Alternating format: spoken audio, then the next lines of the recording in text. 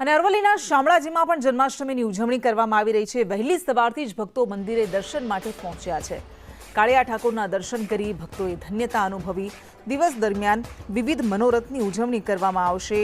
તો ભગવાન શ્રી કૃષ્ણના સાથે જોડાયેલા એ તમામ ધાર્મિક સ્થળો, એ પછી દ્વારિકા હોય કે પછી ડાકોર હોય કે પછી શામળાજી હોય, તમામ જગ્યાએ અત્યારે માનવ મહેરામણ ઉમટ્યું છે અને ઉત્સાહ જોવા મળી રહ્યો છે ભક્તોમાં। કાળિયા ઠાકોરના દર્શન કરવા માટે વહેલી સવારથી જ લોકો પહોંચી ગયા હતા, લાંબી કતારોમાં રહ્યા હતા અને ભગવાનના દર્શન કરી તેઓ ધન્યતા અનુભવી રહ્યા છે।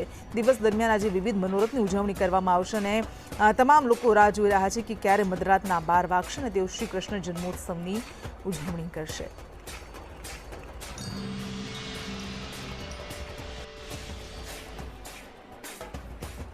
અરવલ્લીના શામળાજીમાં પણ જન્માષ્ટમીની ઉજવણી કરવામાં આવી રહી છે। શામળાજીથી સંવાદદાતા દિવ્યા આપની સાથે જોડાઈ ગયા છે। દિવ્યા, રીતસરનું માનવ મહેરામણ ભક્તોનું ઘોડા પર ઉમટ્યું છે, પછી દ્વારિકા હોય, શામળાજી હોય કે પછી ડાકોર હોય?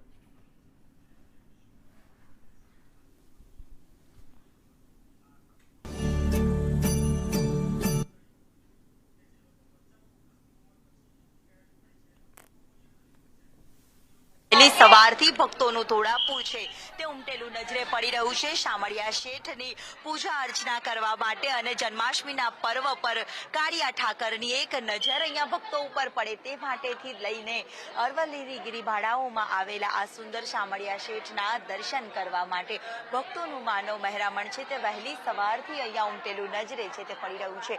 સાથે જય હાથી ઘોડા પાલખી, જય કનૈયા લાલકીના નાદ સાથે દરેક કૃષ્ણ મંદિરો ગુંજી રહ્યા છે।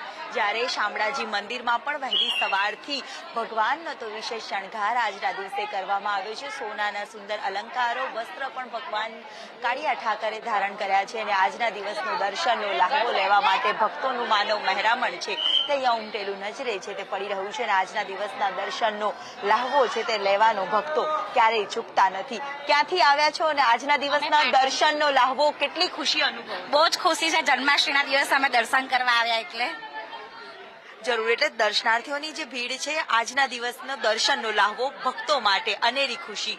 કેટલી ખુશી હોય છે? मतलब खुशी का तो पार ही नहीं है।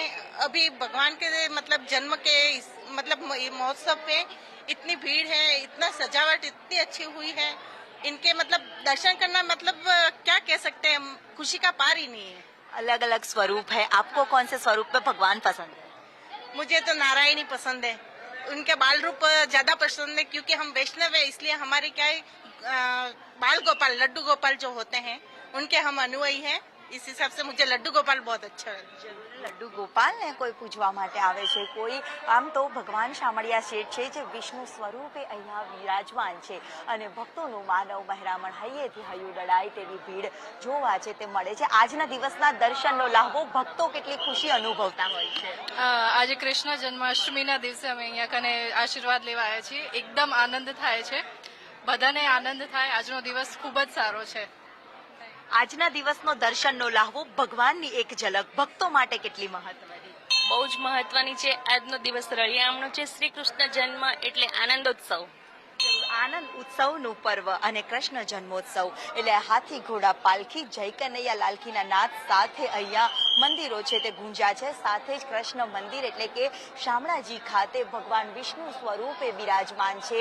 જ્યાં વિષ્ણુ સ્વરૂપે બિરાજમાન છે ને ત્યાં આજે લડ્ડુ ગોપાલના દર્શન કરવા માટે પણ ભક્તો દર્શન કરવા આવે છે। ત્યારે મંદિરમાં પણ આજે વિશેષ શણગાર છે તે ભગવાનનો કરવામાં આવ્યો છે। સુંદર સોનાના અલંકારો છે ત્યાં આજે વિષ્ણુ અવતાર કૃષ્ણ ભગવાન આજે પહેરીને ભક્તોને છે તે દર્શન આપી રહ્યા છે। વિશેષ વાઘા જે સુંદર બનાવવામાં આવ્યા હતા તે વાઘા પણ આજે તૈયાર કરીને આજે કૃષ્ણને પહેરાવવામાં આવ્યા છે અને કૃષ્ણ જન્મોત્સવના ગણતરીના કલાકો બાકી છે।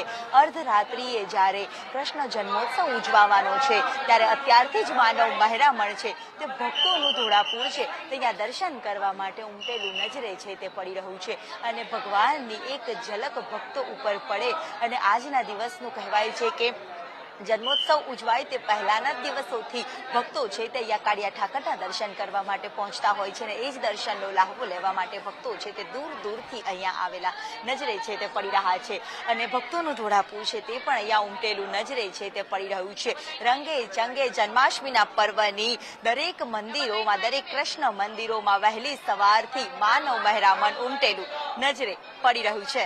જી કૃષ્ણા. જી બિલકુલ, આભાર.